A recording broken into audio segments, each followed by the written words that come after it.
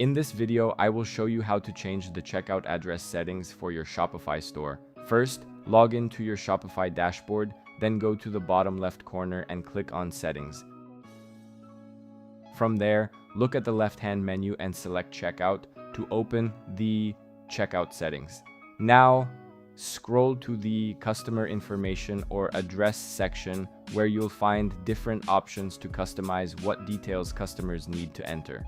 You can choose whether customers must enter their full name or just a last name, but for most cases, it's better to keep both first and last name for accurate shipping.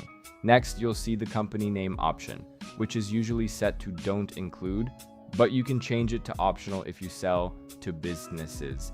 After that, check the address line to field and set it to optional so customers can add extra details like apartment or unit numbers. This is recommended since most online stores include this extra field. You'll also find the option to manage the shipping address phone number, where you can set it as optional, required, or not included depending on your needs. That's all you can customize in the checkout address section, as most fields are standard, but these options still give you some flexibility based on your store requirements. If you found this video helpful, subscribe to our channel.